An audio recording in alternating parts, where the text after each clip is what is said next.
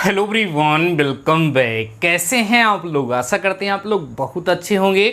Dear students, आज का ये लेक्चर आपके चैप्टर आव्यूह अर्थात मैट्रिसेस का थर्ड लेक्चर होने वाला है। डियर स्टूडेंट्स, आज का ये लेक्चर इस पूरे चैप्टर के लिए सबसे ज़्यादा इम्पॉर्टेंट होने वाला है। हम ये कह सकते हैं कि आज का ये लेक्चर इस चैप्टर की जान है। आज के इस लेक्चर में हम जिन टॉपिक्स के बारे में डिस्कस करने वाले हैं, उन टॉपिक्स के बारे में आप अगर नहीं जानेंगे, उनको अगर आप अच्छे से नहीं समझेंगे, तो डियर स्टूडेंट्स आगे चल के आपको बहुत ज़्यादा कॉम्प्लिकेशन होगी और हो सकता है कि आपको ये चैप्टर समझ में ना आए। इसलिए डियर स्टूडेंट्स आज के इस लेक्चर को कंप्लीट देखिएगा, क्योंकि आज के इस लेक्चर में बताई गई सारी की सारी चीज़ें आपके लिए बेहद इंपॉर्टेंट होने वाले हैं। डियर स्टूडेंट्स, आप सभी लोग एक बार फटाफट से लेक्चर को शेयर कर दीजिए। आइए हम लोग आज की क्लास को स्टार्ट करते हैं। डियर स्टूडेंट्स, आज का हमारा टॉपिक है आव्यूहों की संक्रियाएं या आव्यूहों पर संक्रियाएं। ध्यान से समझिएगा, खूब आराम से समझिएगा, सारे टॉपिक को समझिएगा, कहीं पर भी स्किप मत करिएगा, ठीक है। आव्यूहों की संक्रियाएं या आव्यूहों पर संक्रियाएं लिखा जाता है तो ज़्यादा अच्छा होता है। आव्यूहों पर संक्रियाएं, ठीक है, जिसको हम बोलेंगे operation on matrices. Operation on matrices, आव्यूहों पर ऑपरेशन, उन पर संक्रिया का क्या मतलब है? डियर स्टूडेंट्स, अभी तक हम लोग ये समझ चुके हैं कि मैट्रिक्स अर्थात आव्यूह क्या होता है, आव्यूह को कैसे रिप्रेजेंट किया जाता है, आव्यूह कितने प्रकार के होते हैं, ये सारी की सारी बातें हम लोग डिस्कस कर चुके हैं। अब डियर स्टूडेंट्स, ऑपरेशन का मतलब यहाँ पर हम ये सीखने वाले हैं कि अगर हमारे पास दो मैट्रिक्स दिए हुए हैं तो उनको हम कैसे ऐड करेंगे, उनको हम कैसे सब्ट्रैक्ट करेंगे, उनको हम कैसे मल्टीप्लाई करेंगे, और डिवाइड होता है या नहीं होता, अगर डिवाइड होता है तो उसको हम लोग कैसे करेंगे। किसी मैट्रिक्स को किसी नंबर से मल्टीप्लाई करना है तो कैसे करेंगे, किसी मैट्रिक्स को किसी नंबर से डिवाइड करना है तो कैसे डिवाइड करेंगे, दो मैट्रिक्स को मल्टीप्लाई करना है तो कैसे मल्टीप्लाई करेंगे। ये सारे के सारे टॉपिक आज के इस लेक्चर में हम डिस्कस करने वाले हैं। आइए डियर स्टूडेंट्स ऑपरेशन पर डिस्कस करते हैं, और पहला ऑपरेशन हम सीखेंगे दो आव्यूहों की समानता, जो हम प्रीवियस लेक्चर में डिस्कस भी किए थे, लेकिन फिर भी ये सारी की सारी चीजें ऑपरेशन में ही आती हैं, इसलिए सारी की सारी चीजों को एक साथ एक ही लेक्चर में आपको प्रोवाइड कराऊंगा। डियर स्टूडेंट्स, आज का लेक्चर थोड़ा सा लेंदी भी हो सकता है, लेकिन कंप्लीट लेक्चर को देखिए, कहीं पर भी स्किप मत करिएगा। डियर स्टूडेंट्स, क्या है? दो आव्यूहों की समानता, ये हमारा पहला टॉपिक है, जिसको हमने आपको थोड़ा समझाया भी था, फिर से देख लीजिए। दो आव्यूहों की समानता, ठीक है, जिसको हम बोलेंगे इंग्लिश में equality of to matrices. Equality of to matrices, दो आव्यूहों की समानता। दो आव्यूह जो है वो आपस में समान कब कहलाएंगे? प्रीवियस लेक्चर में हमने डिस्कस किया था, शायद आप लोगों ने देखा भी होगा। तो दो आव्यूह के समान होने की दो कंडीशन होती है। पहली कंडीशन होती है कि आव्यूहों की क्रम समान, क्रम या जिसको हम लोग क्या कहते हैं, कोटि, या डियर स्टूडेंट जिसको हम लोग क्या कहते हैं इंग्लिश में, ऑर्डर बोलते हैं, ठीक है। ये क्या होनी चाहिए? समान होनी चाहिए। जिन दो आव्यूह के इक्वलिटी की हम बात कर रहे हैं, वो दोनों आव्यूह, वो दोनों मैट्रिक्स इक्वल कब होंगे? जब उनकी क्रम या कोड, जिसको हम ऑर्डर ऑफ द मैट्रिक्स कहते हैं, वो इक्वल हो।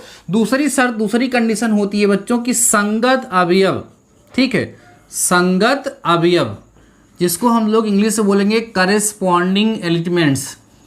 करेस्पॉन्डिंग एलिमेंट्स, करेस्पॉन्डिंग एलिमेंट्स जो होंगे बच्चों, ये भी क्या होने चाहिए? समान होने चाहिए। ध्यान देना, समान होने चाहिए, ठीक। करेस्पॉन्डिंग एलिमेंट्स समान हो, उन दोनों आव्यूहों की क्रम या कोटि जो भी आप बोल रहे हैं वो आपस में इक्वल हो। देखिए कैसे, जैसे सपोज करिए हमने एक एग्जांपल ले लिया, ये है 1 2 3 4 5 6 7 और 8 और 9। ये आपको दिख रहा है कि 3 गुणे 3 कोटि का एक आव्यूह है और एक यह वर्ग आव्यूह है। एक दूसरा आव्यूह b इक्वल टू मान लीजिए हम ले लेते हैं 1 2 3 4 5 6 7 8 9, ये हमारे पास एक दूसरा आव्यूह है। ये दोनों के दोनों आव्यूह समान है या नहीं। आप देख पा रहे होंगे कि ये आव्यूह भी उसी कोटि का है। अगर ये 3 गुणे 3 कोटि का आव्यूह है तो ये आव्यूह भी डियर स्टूडेंट्स कितनी कोटि का है, 3 गुणे 3 कोटि का है। तो ये दोनों आव्यूह, दोनों मैट्रिक्स आपस में इक्वल है या नहीं है। तो हमने आपको बताया कि पहले आप चेक करेंगे कि इनकी क्रम या कोटि मीन्स का ऑर्डर इनका सेम है कि नहीं। तो आप देखेंगे इसका ऑर्डर कितना है, 3 गुणे 3, और इसका भी ऑर्डर कितना बच्चों, 3 गुणे 3। तो दोनों की दोनों जो आव्यूह हैं उनकी क्रम, उनका ऑर्डर, उनकी कोटि समान है। अब अगली चीज देखते हैं कि संगत अवयव बराबर है। ये इसके बराबर होना चाहिए, ये इसके बराबर होना चाहिए, ये इसके। तो आप देखेंगे इसमें भी मैंने वही सारे एलिमेंट्स लिखे हैं जो इसमें लिखे हैं, लेकिन फिर भी ये दोनों के दोनों मैट्रिक्स आपस में इक्वल नहीं है, क्योंकि ये ऐसे ऐसे लिखा जो इसके फर्स्ट कॉलम का एलिमेंट है वो इसके फर्स्ट रो का एलिमेंट है। तो जब इसके फर्स्ट रो कॉलम का एलिमेंट इसके फर्स्ट कॉलम के एलिमेंट्स इस तरीके से जब सेम होगा तब जाकर के दोनों इक्वल होगा। ये इक्वल कब होगा बच्चों, इसे एक हमने यहाँ मैट्रिक्स लिख दें, ऐसे देखिए 1 2 3 है ना, 4 5 6 7 8 9, इस तरीके से अगर हमने लिख दिया तो अब ये देखिए ये मैट्रिक्स ए मैट्रिक्स दोनों की कोटि जो है वो क्या है, 3 गुणे 3 कोटि का ही दोनों मैट्रिक्स है। और संगत अवयव आप देखिए बराबर आपको दिख रहे हैं। तो यहाँ पर डियर स्टूडेंट्स जो होगा वो ए क्या होगा, सी के बराबर होगा, तब ये दोनों बराबर होंगे। तो आई होप आपको समझ में आ गया होगा। इस पर मैंने एक एग्जाम्पल भी करके आप लोगों को समझाया था, फिर भी मैंने इस टॉपिक को फिर से रिकॉल किया, क्योंकि ये सारे टॉपिक जब आप एक साथ समझेंगे तो आपके लिए ज़्यादा मजेदार हो जाएगा। तो दो आव्यूह समान कब होंगे, जब उनकी कोटि समान हो और साथ ही साथ उनके संगत अवयव बराबर हो, करस्पॉन्डिंग एलिमेंट्स जब सेम होंगे तब जो है दोनों आव्यूह बराबर कहलाएंगे, नहीं तो दोनों आव्यूह बराबर नहीं कहलाएंगे। आइए हम लोग बढ़ते हैं अगले टॉपिक की तरफ। अगला टॉपिक है बच्चों आव्यूहों का योग, एडिशन ऑफ मैट्रिसेस। दूसरा टॉपिक है आव्यूहों का योग, आव्यूहों का योग, ठीक है, जिसको हम बोलेंगे बच्चों addition of matrices, addition of matrices या टू मैट्रिसेस कह सकते हैं। जैसे अगर हमें दो आव्यूह को ऐड करना है तो उसको हम लोग कैसे ऐड करेंगे, समझ आ रहा है। आइए समझते हैं। देखो डियर स्टूडेंट्स, दो आव्यूह को अगर आप ऐड करना चाहते हैं तो सबसे पहले कोटि समान होनी चाहिए, कोटि समान होनी चाहिए। जिन दो आव्यूह को आप ऐड करना चाहते हैं, जिनको आप जोड़ना चाहते हैं, उन दोनों आव्यूहों को, उन दोनों मैट्रिसेस को आप तभी ऐड कर सकते हैं जब उनकी कोटि क्या हो, समान हो। अगली चीज ये है डियर स्टूडेंट्स, उनको जोड़ते कैसे हैं, संगत अवयवों को जोड़ लेते हैं। ध्यान देना, संगत अवयवों को जोड़ लेते हैं, ये जोड़ने का तरीका होता है। जोड़ कब सकते हैं, जब उनकी क्रम या कोटि समान होगी तब उन्हें हम जोड़ सकते हैं। जोड़ने का तरीका क्या होगा, संगत अवयवों को जोड़ लेंगे। आइए समझते हैं कि एग्जाम्पल के माध्यम से, और इस बात को डियर स्टूडेंट्स हम लोग क्या करते हैं, स्पष्ट करते हैं, समझते हैं। जैसे a इक्वल टू एक आव्यूह ले लिए 2 4 5 7 ले लिए, और b इक्वल टू ले लिया आप 5 1 2 1 ले लिए। ये आव्यूह हमारा 2 गुणे 2 कोटि का एक वर्ग आव्यूह है, ये भी बच्चों 2 गुणे 2 कोटि का एक वर्ग आव्यूह है। हम चाहते क्या है, इस आव्यूह ए और बी को जोड़ना चाहते हैं। इसका मतलब a प्लस बी जो है डियर स्टूडेंट्स हम लोग फाइंड करना चाहते हैं। इन दोनों आव्यूह को हम जोड़ेंगे, उसके पहले हमें ये देखना होगा कि क्या इन दोनों आव्यूहों की जो कोटि है वो समान है कि नहीं। अगर इन दोनों आव्यूहों की कोटि समान है तब इन दो आव्यूहों को हम जोड़ सकते हैं, नहीं तो हम इन दो आव्यूहों को जोड़ नहीं सकते हैं। तो कोटि समान है इसलिए हम इनका एडिशन कर सकते हैं, इनको ऐड कर सकते हैं। 2 4 5 7 प्लस 5 1 2 1। ऐड करने का तरीका क्या होगा, इसको इसके साथ, इसको इसके साथ, इसको इसके साथ, इसको इसके साथ ऐड कर लीजिए। a प्लस बी जब करेंगे बच्चों तो 2 का ऐड होगा 5 के साथ 7 हो जाएगा, 5 का 2 के साथ 7 हो जाएगा, 4 1 5 हो जाएगा, 7 और 8 कितना हो जाएगा, 8 हो जाएगा। तो इस तरीके से a प्लस बी की जो वैल्यू होगी वो आप लोगों को मिल जाएगी। बात समझ में आ रही है। तो यहाँ से क्या मिल गया, देखिए a प्लस बी की क्या मिल गई डियर स्टूडेंट्स, वैल्यू मिल गई, और यहाँ पर आपको इन दोनों आव्यूहों का क्या मिल गया, एडिशन मिल गया। समझ में आ गया। दो आव्यूह को कैसे ऐड करेंगे, दो आव्यूह को तभी ऐड कर सकते हैं जब उनकी कोटि क्या हो, समान हो। अगर उनकी कोटि समान है तब हम उन दोनों आव्यूहों को ऐड कर सकते हैं, जोड़ सकते हैं, जोड़ेंगे कैसे? उनके संगत अवयवों को जोड़ लेंगे तो हमें उनका योगफल, उनका एडिशन प्राप्त हो जाता है। ठीक है, आइए अब लोग समझते हैं थोड़ा सा डियर स्टूडेंट्स। एक टॉपिक है आव्यूहों के योग के गुणधर्म, ध्यान देना। टॉपिक है आव्यूहों के योग के गुणधर्म, properties of addition of matrices, properties of addition of matrices. Means अगर दो आव्यूहों को जोड़ा जा रहा है तो किस किस नियम को फॉलो करते हैं। तो डियर स्टूडेंट्स, ये दो नियम मेन हैं जो आपको याद रखना है। पहली चीज तो ये क्रम विनिमय, इसको इंग्लिश में बच्चों कम्यूटेटिव कहा जाता है। क्या कहते हैं? कम्यूटेटिव। ये नियम होता है, मीन्स आव्यूहों का जो योगफल है वो कम्यूटेटिव होता है। मीन्स अगर ए और बी दो आव्यूह हैं तो a प्लस बी करो या b प्लस ए करो, दोनों आपस में क्या होंगे? समान होंगे। तो हम ये कह सकते हैं कि आव्यूहों का जो योगफल है वो क्रम विनिमय नियम का पालन करता है। दूसरा जो नियम है बच्चों वो है साहचर्य नियम, इसको बोलेंगे साहचर्य नियम। ठीक है, जिसको डियर स्टूडेंट्स हम लोग बोलते हैं इंग्लिश में एसोसिएटिव लॉ, एसोसिएटिव लॉ या एसोसिएटिविटी कहा जाता है। तो ये इनका एडिशन जो है एसोसिएटिव भी होता है। जैसे अगर a प्लस बी प्लस सी है, इन तीनों को ऐड करना तो पहले a और b को ऐड करके तब c को ऐड करो, या b और c को ऐड करके तब a के साथ ऐड करो, दोनों की वैल्यू आपस में क्या आएगी? सेम आएगी। तो ध्यान रखिएगा डियर स्टूडेंट्स की जो मैट्रिसेस हैं, जो आव्यूह हैं, उनका जो योगफल है, उनका जो एडिशन है वो क्या होता है? कम्यूटेटिव भी होता है, एसोसिएटिव भी होता है। मीन्स अगर दो मैट्रिक्स को हमें ऐड करना है तो उनके ऑर्डर को चेंज करके, उनके क्रम को बदल करके अगर हम ऐड करते हैं तो उससे कोई फर्क नहीं पड़ेगा, उसकी वैल्यू उतनी ही आएगी। तीन आव्यूह हैं तो किसी भी दो को पहले ऐड कर लीजिए, तीसरा वाला जो है उसको बाद में ऐड करिए, तब भी उस पर कोई फर्क आपको नहीं पड़ेगा। क्लियर हो गई बातें? तो आव्यूहों का योग क्या होता है और आव्यूहों का योग किन किन नियमों का पालन करता है, यह आप लोगों को समझ में आ गया होगा कि आव्यूहों को जोड़ने के लिए उनकी क्रम या कोटि समान होनी चाहिए। अगली चीज ये है डियर स्टूडेंट, जोड़ने के लिए संगत अवयवों को जोड़ लेते हैं, और जब दो आव्यूहों को हम जोड़ते हैं तो वो क्रम विनिमय और साहचर्य दोनों नियमों का पालन करते हैं। ठीक है, आइए हम लोग आगे बढ़ते हैं और समझते हैं आव्यूहों का घटाना या सब्सट्रैक्शन ऑफ मैट्रिसेस, या आव्यूहों का अंतर भी उसको हम लोग कह सकते हैं। ठीक है, आइए समझिएगा। बहुत ही ज़्यादा इंपॉर्टेंट लेक्चर है डियर स्टूडेंट्स। आज के इस लेक्चर को मैंने स्टार्टिंग में कहा कि थोड़ा सा लेंदी हो जाएगा, लेकिन अभी मेरे माइंड में ये बात आ रही है कि आज के इस लेक्चर को ज़्यादा लेंदी नहीं करना है। आज के इस लेक्चर में इक्वलिटी, एडिशन और सब्ट्रैक्शन, बस इतना ही मैं आप लोगों को सिखाऊंगा। और एक आव्यूह का अदिश गुणा, किसी आव्यूह को किसी नंबर से मल्टीप्लाई करना है तो कैसे करते हैं ये मैं आपको सिखाऊंगा। फिर आव्यूहों का गुणनफल नेक्स्ट लेक्चर में सिखाऊंगा, क्योंकि वो बहुत ज़्यादा इंपॉर्टेंट है और टाइम टेकिंग है, तो लेक्चर थोड़ा ज़्यादा लेंदी हो जाएगा तो दिक्कत होगी। और एक बात बहुत ही ज़्यादा इंपॉर्टेंट आप लोगों से करनी थी, लेकिन पहले मैं आव्यूहों का घटाना आप लोगों को समझा दूँ, तब मैं आपसे बात करता हूँ। अगला बच्चों ये थर्ड टॉपिक हमारा आज का, आव्यूहों का अंतर या घटाना। आव्यूहों का अंतर, अंतर क्या ये जान लीजिए, घटाना ही है, डिफरेंस ऑफ मैट्रिसेस। ठीक है, क्या बोलेंगे डियर स्टूडेंट्स? सब्ट्रैक्शन बोलेंगे इसको हम लोग, सब्ट्रैक्शन ऑफ मैट्रिसेस।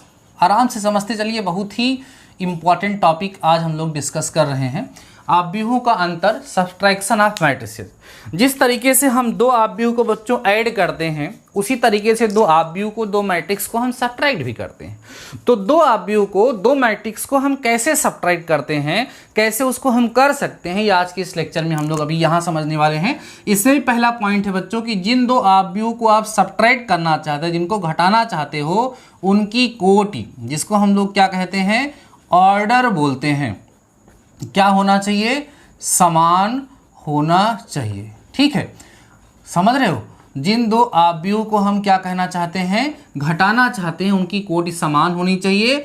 अगली चीज जो है डियर स्टूडेंट्स, वो क्या है कि घटाते कैसे हैं? संगत अवयवों को, ध्यान रखना, संगत अवयवों को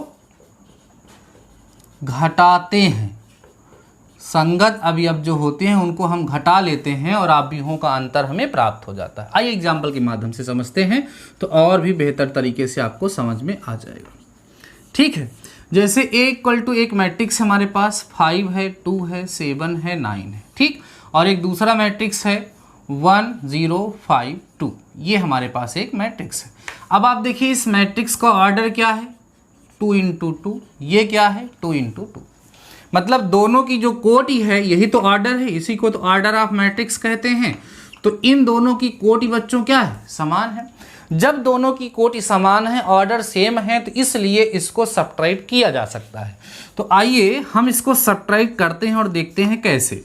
a माइनस बी अगर हम फाइंड करेंगे तो ये होगा 5 2 7 9 माइनस 1 0 5 2, ठीक है, इसे हमें सब्ट्रैक्ट करना है। तो देखिए a माइनस बी कैसे सब्ट्रैक्ट होगा, इस 5 में से ये 1 सब्ट्रैक्ट होगा, कितना बचेगा 4, 7 में से 5 2, 2 में से 0 2, 9 में से 2 माइनस हुआ 7, ये दोनों का क्या हो गया बच्चों, सब्ट्रैक्शन हो गया। ये घटाने का तरीका हो गया। कितना आसान है, जैसे एडिशन था वैसे ही क्या है, सब्ट्रैक्शन है। एडिशन और सब्ट्रैक्शन लगभग दोनों सेम है। आइए क्या और जो है 3 गुणे 3 कोट किया, कोई और आप भी ले लेते हैं, एक और एग्जाम्पल लेकर के थोड़ा सा और बेहतर तरीके से समझते हैं।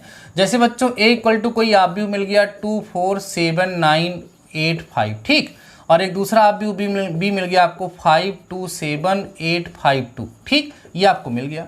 ये इसकी कोटि क्या है बच्चों, ये 2 गुणे 3 कोटि का है, इसकी कोटि क्या है 3 गुणे 2 कोटि का है।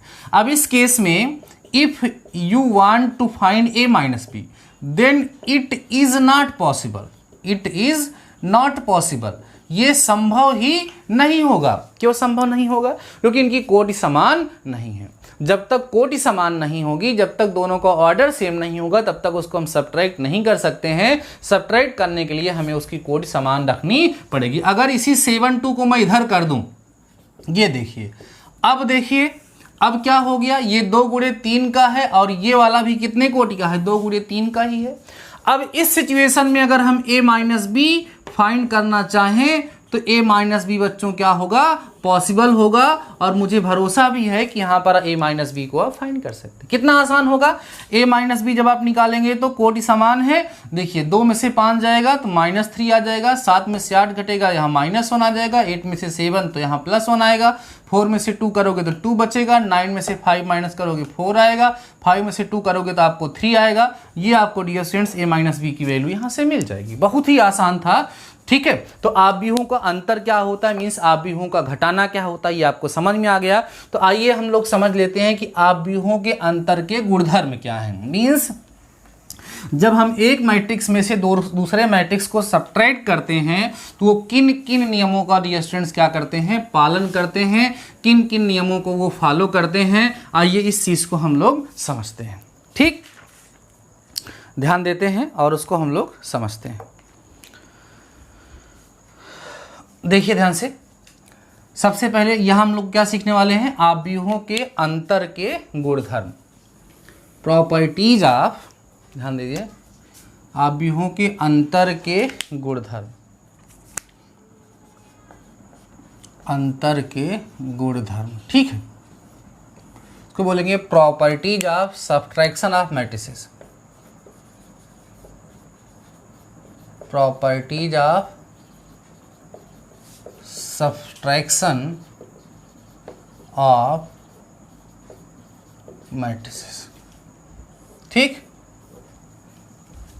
देखिए कैसे, पहला अभी हम लोगों ने सीखा था कौन सा नियम बच्चों, वो सीखा था हम लोगों ने क्रम विनिमेय नियम, ठीक, जिसको हम लोग बोलते हैं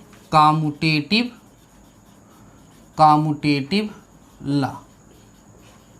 तो ये कामुटेटिव नहीं होता है, ध्यान रखिएगा। आव्यूहों का जो घटाना होता है, मैट्रिसेस का जो सब्ट्रैक्शन होता है, वो कामुटेटिव नहीं होता। Means a minus B doesn't is equal to b minus A, जहाँ a और b क्या हैं, यहाँ लिख सकते हैं where a and b are two matrices, जहाँ a और b जो हैं वो दो अलग अलग क्या हैं, मैट्रिक्स हैं। समझ गए। अब हम बात करते हैं साहचर नियम की। साहचर नियम, ठीक है, जिसको हम लोग बच्चों बोलेंगे एसोसिएटिव लॉ। ध्यान रखिएगा, ये एसोसिएटिव होता है। आव्यूहों का जो अंतर है बच्चों वो एसोसिएटिव होता है, लेकिन इसको ऐसे लिखा जाता है, देखिए ध्यान से, a माइनस बी प्लस सी लिखा जाएगा इज इक्वल टू, अगर इसको a माइनस बी और फिर यहाँ पर आपको माइनस सी ऐसे लिखना पड़ेगा।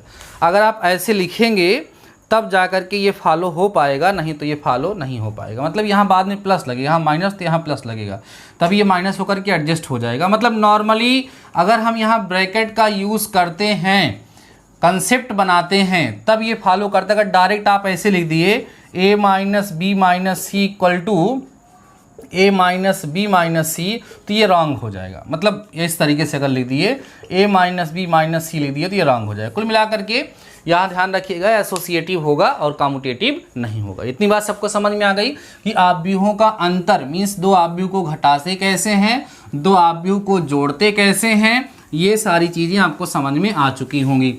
अब एक अगला टॉपिक हम लोग सीखते हैं जो बहुत ही ज़्यादा इम्पॉर्टेंट है, वो है डियर स्टूडेंट्स हमारा किसी आव्यूह का अदिश्य गुणा। आव्यूहों का अदिश गुणज या किसी आव्यूह का अदिश्य गुणा टॉपिक है किसी आव्यूह का अदिश्य गुणा।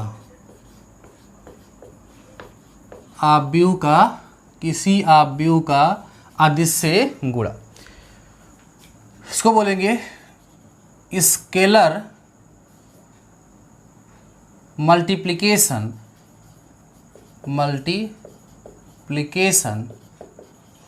Of matrix. ठीक, अगर हम किसी भी मैट्रिक्स को, किसी भी आव्यूह को किसी स्केलर नंबर से मल्टीप्लाई करना चाहते हैं, किसी अदिश से मल्टीप्लाई करना चाहते हैं, तो उसे हम कैसे मल्टीप्लाई करेंगे समझिए। जैसे a इक्वल टू कोई मैट्रिक्स है 2 7 9 1 2 1 5 1 1, कितनी कोटि का है बच्चों, 3 गुणे 3 कोटि का यह एक वर्ग आव्यूह है। अब हमें करना क्या है कि सपोज करिए 2a निकालना है। 2a निकालने का मतलब है कि इस आव्यूह को हमें 2 से मल्टीप्लाई करना है। 2 7 9 1 2 1 5 1 1, ठीक, ये है हमारा। अब 2 से अगर गुणा करना है तो इसके प्रत्येक अवयव को हम 2 से गुणा कर देंगे। कैसे इसको करेंगे तो 2 दूना 4, 7 दूना 14, 9 दूना 18, 2 एक कम 2, 2 दूना 4, 2 एक कम 2, 2 पंचे 10, 2 एक कम 2, 2 एक कम 2। ये है इसको करने का तरीका। मीन्स अगर किसी भी संख्या से, किसी भी नंबर से किसी आव्यूह को, किसी मैट्रिक्स को मल्टीप्लाई करना चाहते हैं तो उस नंबर से उस मैट्रिक्स के, उस आव्यूह के प्रत्येक अवयव को, प्रत्येक एलिमेंट को मल्टीप्लाई करना होता है। अगर उस संख्या से उस आव्यूह के प्रत्येक अवयव को आप मल्टीप्लाई कर देते हैं तो उस संख्या से, उस नंबर से उस आव्यूह में मल्टीप्लाई हो जाता है। समझ में आ गई बातें। चलिए अब देखिए कोई इसको और अच्छे से एक्सप्लेन करते हैं, इसका मतलब क्या है देखिए ध्यान से, बहुत ही शॉर्ट में लिखवा देते हैं जिसको आप लोग ध्यान रखेंगे। आप कह सकते हैं if A is any matrix, suppose A11 है ना, A12 dot dot dot A1n, ऐसे A21 है, A22 dot dot dot A2n है, ऐसे आपको बताया गया था। ऐसे करते करते यहाँ पर AM1 आया था, AM2 आया था, डॉट डॉट डॉट यहाँ पर AMn आया था। ये हमारे पास मैट्रिक्स है। अब इस मैट्रिक्स को हम K से मल्टीप्लाई करना चाहते हैं तो तरीका क्या होगा, इस मैट्रिक्स के प्रत्येक एलिमेंट को, K को ऐसे। अच्छा, एक बड़ी इंपॉर्टेंट बात मैं आप लोगों को बताने के लिए सोच रहा था, ध्यान से निकल रहा है, बड़ा इंपॉर्टेंट था। जब लेक्चर चल रहा होता है तो कई सारे स्टूडेंट्स हमारे ऐसे हैं जो फालतू की चैट कर रहे हैं लेक्चर में। मैं इस चीज़ को बर्दाश्त नहीं करूँगा, साफ साफ बोल रहा हूँ। हो सकता है कि कुछ बच्चों को हमारी बात बुरी लग जाए, लेकिन डियर स्टूडेंट्स आप पढ़ने के लिए आए हैं। आप सोचिए आप कहाँ गुमराह हो रहे हैं, आप अपने टॉपिक से हट रहे हैं मेरे भाई, आप गलत कर रहे हैं। मैं आपको ब्लॉक कर दूंगा, आप किसी भी चैट में कोई कमेंट नहीं कर पाएंगे, वीडियो में कोई कमेंट नहीं। हम ये नहीं कहते कि आप कहीं और नहीं पढ़ सकते हैं, आप पढ़ सकते हैं, बहुत सारे प्लेटफॉर्म हैं। समझ रहे हैं मेरी बात को ना। लेकिन मुझे ऐसा करना पड़ेगा, मैं चाहता नहीं हूँ ऐसा करना, क्योंकि मैं अपने एक एक स्टूडेंट से कनेक्ट होना चाहता हूँ, एक एक स्टूडेंट से जुड़ना चाहता हूँ। तो डियर स्टूडेंट, जब लेक्चर प्रीमियर हो रहा हो, जब लाइव प्रीमियर हो रहा हो, तो लाइव चैट में केवल आपको प्रेजेंट करना है बस, और कुछ नहीं करना है। आइए उसमें प्रेजेंट सर, मैं ये देख लेता हूँ कि हमारा कौन कौन सा स्टूडेंट वहाँ पर आ चुका है। ना तो कोई क्वेश्चन करना है, ना तो कोई क्वेरी करनी है, वहाँ पे केवल इतना लिखना है प्रेजेंट सर।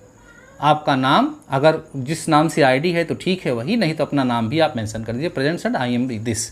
तो उससे मुझे पता चल जाएगा हमारे कौन कौन से स्टूडेंट क्लास में आ चुके हैं, कितने लोग आ चुके हैं। बाकी किसी प्रकार की हालचाल प्लीज़ आप लोग चैट में ना करिए, नहीं तो मुझे चैट को ऑफ करके पढ़ाना पड़ेगा, तो दिक्कत होगी डियर स्टूडेंट्स, अच्छा नहीं लगता है। मेरी फील को समझिए और मेरा सपोर्ट करिए। फालतू की चैट आप लोग कमेंट सेक्शन में ना करिए, चैट बॉक्स में मत करिए, अच्छा नहीं लगता है, ठीक है। आइए टॉपिक पे आते हैं।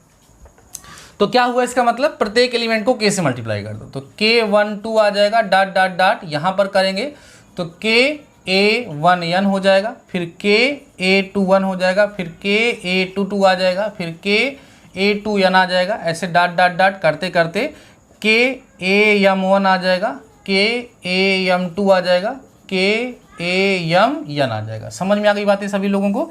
तो इस तरीके से यहाँ से कुल मिला के कंक्लूजन ये निकल रहा है कि जब हम किसी भी मैट्रिक्स को किसी संख्या से, किसी नंबर से, किसी कांस्टेंट से मल्टीप्लाई करना चाहते हैं, तो उसके लिए हमें क्या करना होता है, उस कांस्टेंट से, उस नंबर से, उस संख्या से उस मैट्रिक्स के प्रत्येक अवयव को, प्रत्येक एलिमेंट को मल्टीप्लाई किया जाता है, तब उस संख्या से उस अवयव के प्रत्येक अवयव में मल्टीप्लाई हो जाता है। अब इस पर यहाँ पे कई सारे क्वेश्चन, कई सारे एग्जाम्पल आप लोगों को मिल जाएंगे। इतने आसान आसान क्वेश्चन एग्जाम में आए हैं कि आप सोच नहीं सकते। देखिए मैं आपको बता रहा हूँ कि एग्जाम्पल, अगर ये कंसेप्ट आप लोगों ने समझ लिया है तो आपके एग्जाम में क्वेश्चन जरूर मिलेगा, जरूर से जरूर मिलेगा। छोटा सा क्वेश्चन बताता हूँ, देखिए ध्यान से। ये क्वेश्चन आया है, इफ ए की जो वैल्यू है वो देखो कितना गिवन है, 1 है, 0 है, 2 है, 1 है, 3 है और 4 है, ठीक है।